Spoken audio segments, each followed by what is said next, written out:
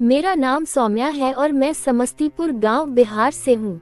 ये कहानी तब की है जब मैं 20 साल की थी। मैं दिखने में सुंदर और गोरी हूँ और एक दुबली पतली सी लड़की हूँ। ये कहानी जून माह की है। उस समय शादियों का मौसम चल रहा था। एक शादी हमारे यहाँ भी थी जिसमें मेरे घर के सभी लोगों का जाना भी जरूरी था। पर सबसे बड़ी समस्या ये थी कि घर की देखभाल कैसे होगी, क्योंकि यहाँ घर बंद करके जाने पर चोरी होने का डर बना रहता है। इसलिए सभी का साथ जाना भी संभव नहीं हो पा रहा था। शादी मेरे मौसेरे भाई की थी तो मम्मी का जाना भी तय था।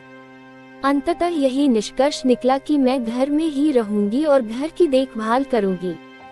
इसके लिए पापा ने हमारे पास के एक अंकल को मदद करने और रात में मैं अकेली ना रहूं, इसके लिए रात में आकर सोने के लिए बोल दिया। इस पर अंकल ने बोला, इसकी चिंता आप ना करें, मैं हूं तो कोई समस्या नहीं होगी। उसके बाद पापा, मम्मी एवं मेरा भाई सभी लोग शादी में जाने के लिए निकल गए। अंकल की शादी 7-8 साल पहले हो गई हुई थी।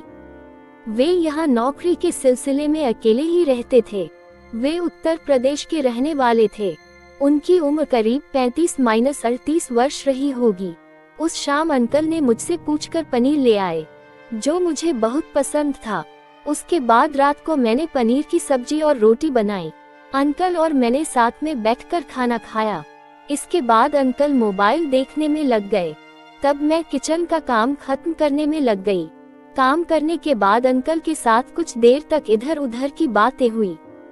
फिर हम दोनों अपने अपने कमरे में सोने चले गए। सुबह उठकर मैंने अंकल के लिए नाश्ता बना दिया, साथ में उनका टिफिन भी पैक करके उनको दे दिया। इसके बाद वे शाम में क्या बनेगा ये पूछकर ऑफिस के लिए निकल गए।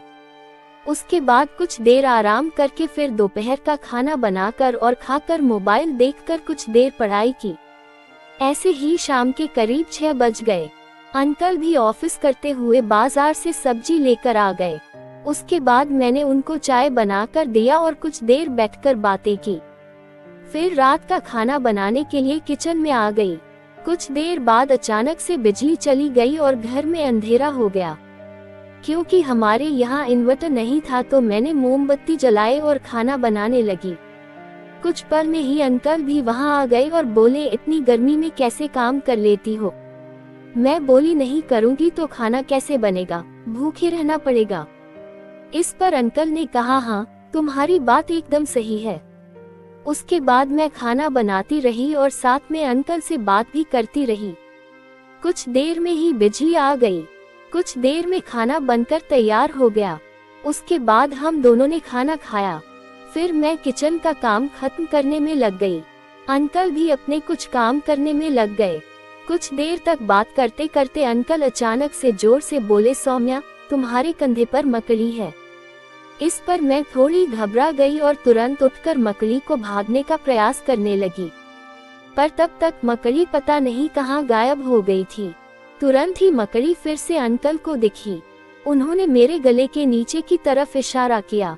तब मुझे भी महसूस हुआ कि मेरे गले के आसपास कुछ है। इस बात से मैं काफी ज्यादा डर गई थी।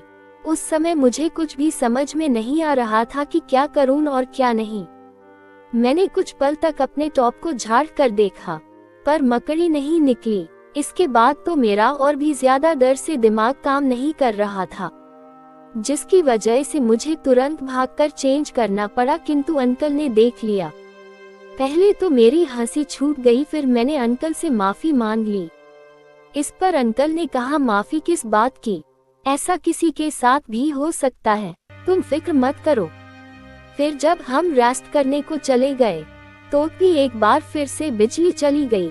रात के करीब 11 बजे का समय रहा होगा। तब अंकल ने अपने मोबाइल की फ्लैश लाइट को ऑन किया। उसके बाद उन्होंने कहा, चलो इससे अच्छा आज छत पर चलकर ही रेस्ट फरमाते हैं। इस बात पर मैं भी मान गई। हम ऊपर चले गए। हमने वहाँ पर सब सेट किया और रेस्ट करने लगे। तब मेरे मन में विचार आने लगा।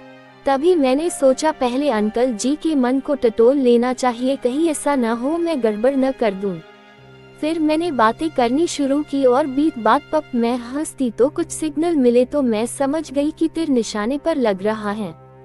ठीक 12 बजे लाइट आई तो अंकल ने मुझसे कहा कि मैं छत की लाइट ऑन कर देता हूँ और सारा सामान नीचे ले जाता हूँ, फिर तुम भी आ जाना। मैंने हाँ बोल दिया। अंकल वहाँ से चले गए और सामान भी ले गए। फिर जब उनको ऑन में थोड़ी देरी हो गई और छत की लाइट ऑन नहीं हुई तो मैं अंधेरे में ही मैं सीढ़ियों के पास पहुंची ही थी कि मेरे पैर में कुछ लगने की वजह से मैं गिर गई और मेरी आवाज सुनकर अंकल भी दौड़े आए और मुझे सहारा देते हुए रूम तक ले आए। इसी मौके को मां ने सही मानकर उनको बोला कि मेरी मदद कर दो। उन्होंने कहा हाँ क्या तुम चिंता मत करो, मैं तुम्हें ठीक कर दूंगा। मैंने कहा कि दूसरी मदद चाहिए। पहले तो उन्होंने मना किया, किंतु 2 बार रिक्वेस्ट करने पर वो मान गए।